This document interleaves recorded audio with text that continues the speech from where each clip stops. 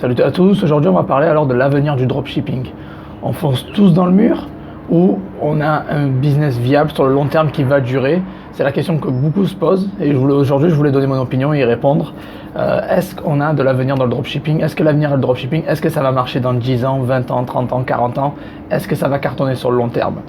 Alors bon, certains d'entre vous connaissent déjà ma réponse. Vous savez déjà ce que je vais dire.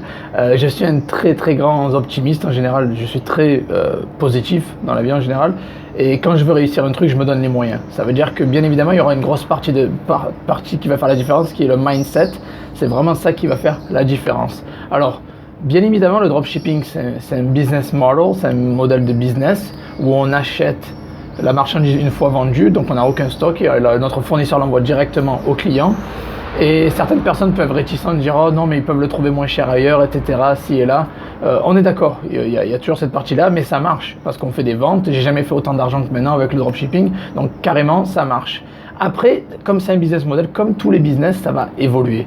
Il faut savoir que il y a des compagnies des business qui évoluent tout le temps. Il y a des entreprises qui sont pas mis à jour, qui sont pas adaptées et qui ont coulé. Par exemple, je vous donne l'exemple de Kodak à l'époque où ils faisaient les appareils photo jetables. Quand j'étais petit, j'avais 10-12 ans, c'était à la mode, je sortais, je prenais les photos, je les faisais développer chez le marchand de journaux, c'était le top. Dès qu'il y a eu l'arrivée des appareils photo numériques à la Samsung et autres, Canon, machin, Sony, ils ont coulé. Et voilà, donc mettez en commentaire d'ailleurs des entreprises qui ne se sont pas adaptées, qui ont coulé, ça serait bien qu'on échange un peu ça, c'est pour montrer que vraiment le dropshipping, c'est pas une exception. Toutes les entreprises qui ne s'adaptent pas vont couler. Et c'est pareil pour le dropshipping, il va y avoir de nouvelles méthodes, de nouvelles arrivées, de nouveaux concurrents, de nouveaux entrepôts, de nouveaux fournisseurs, de nouvelles marketplaces, même possibles. Regardez Shopify, c'est vraiment, il y a eu la montée de Shopify depuis ces dernières années, ça a boomé et ça nous a donné une autre possibilité de faire du dropshipping, pas uniquement sur eBay ou sur Amazon ou sur Cdiscount ou Rakuten, rue du commerce ou quoi, on peut le faire maintenant avec notre propre site. En 24-48 heures, on peut créer un site de très haute qualité et ça n'existait pas il y a 10 ans, même pas 5 ans en arrière, on ne pouvait pas faire ça. Donc du coup, le business évolue de plus en plus, les fournisseurs vont être de plus en plus nombreux, il y aura plus de concurrence, on est d'accord, ça va devenir de plus en plus populaire, surtout sur YouTube et sur les réseaux sociaux, tout ça, mais il y aura beaucoup plus de place. Vous avez vu les chiffres de l'e-commerce, chaque année, les chiffres d'e-commerce, les consommateurs sur Internet, les personnes qui achètent le plus sur l'Internet augmentent de plus en plus. Les achats en ligne sont en train de boomer de plus en plus. Il y a la génération, même la génération plus âgée des oncles à moi, mes parents et tout ça, ils commencent à acheter sur Internet. Donc de plus en plus de personnes commencent à acheter en ligne, donc il y aura plus de clients, donc plus de possibilités de générer des profits et des ventes. Bien évidemment, il y aura plus de monde qui va faire ça, on est d'accord. Il y aura plus de vendeurs, plus de personnes qui vont vouloir toucher leur part du gâteau. Mais désolé, mais c'est pas grave.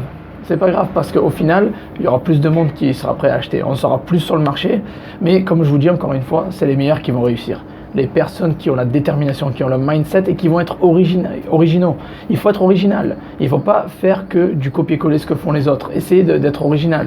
Par exemple, moi je vous partage mes stratégies, je vous donne mes conseils et tout ça, mais après c'est à vous de mettre votre petite touche personnelle, à vous de vous adapter sur le marché. Si vous voyez qu'il y a quelque chose qui marche pas très bien après quelques mois de test, passez à autre chose. Déjà remettez-vous en question, dites-vous est-ce que c'est bon, est-ce que c'est pas bon.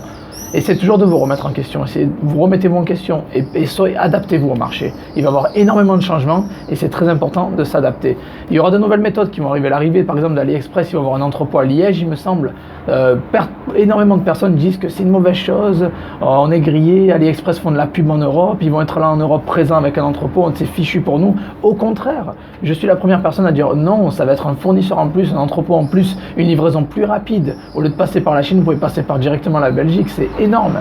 Pour moi, il y a des personnes qui vont voir, les négatifs, les pessimistes, ils vont voir une contrainte, c'est-à-dire une perte de part de marché, ils vont penser que AliExpress va tout prendre et il n'y aura plus rien pour nous. Au contraire, moi je vois ça comme un partenariat sur le long terme, ça veut dire on va travailler avec eux et on va pouvoir faire encore plus de profit. On va fournir aux clients un meilleur service, une livraison plus rapide, des prix peut-être plus attractifs, qui sait. Donc vraiment, moi je suis super optimiste, je pense que l'avenir va être brillant. Le dropshipping ne va pas être mort, c'est hors de question, c'est pas possible. Il y a trop de personnes qui achètent en ligne, il y a trop de possibilités de faire du dropshipping et ça va continuer. Et ça va continuer, il faut juste s'adapter au marché, utiliser de nouveaux fournisseurs, utiliser de nouvelles méthodes et passer toujours au niveau supérieur et être original. Le plus important, c'est vraiment de s'adapter. Et vous verrez qu'en utilisant ces fournisseurs différents, en utilisant ces méthodes différentes, vous allez durer sur le long terme. Toujours se remettre en question et comprendre pourquoi les choses ne marchent pas. Mais je suis sûr qu'il va y avoir de nouvelles mises à jour, que ce soit sur eBay, sur Amazon, sur Hot. Il y aura toujours des mises à jour qui vont nous challenger. Et c'est ça le but, c'est là qu'on va différencier les meilleurs des perdants en fait. Les meilleurs vont arriver toujours à réussir. Ils vont toujours réussir à se mettre à jour, ils vont s'adapter aux nouvelles politiques d'eBay ou d'Amazon ou autres, pendant que les autres vont abandonner et ils vont désister complètement. Et la chose qui va faire la différence, c'est ça.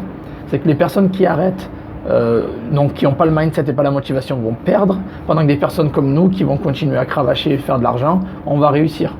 Il y aura juste de nouvelles méthodes, il y aura d'autres moyens de se faire de l'argent en ligne, il y aura bien sûr le dropshipping va être toujours là, toujours présent. Et n'oubliez pas, diversifier, ne mettez pas tous vos œufs dans le même panier. C'est très important de diversifier.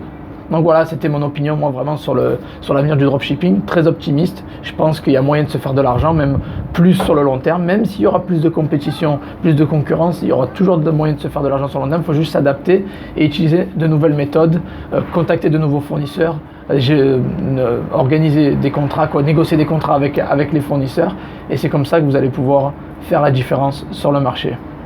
Voilà, laissez votre opinion en commentaire, je suis vraiment très curieux de savoir ce que vous pensez sur le long terme, sur l'avenir dans le dropshipping. Ça me ferait vraiment plaisir de savoir ce que vous pensez. Vous pouvez donner des exemples d'entreprises qui ont coulé, qui n'ont pas su se renouveler et qui ont coulé. Ne soyez pas l'une d'entre elles, remettez-vous en question, adaptez-vous au marché, au changement, et vous allez durer sur le long terme. Voilà, merci à tous de m'avoir écouté, on se voit dans la prochaine vidéo. Ciao, ciao.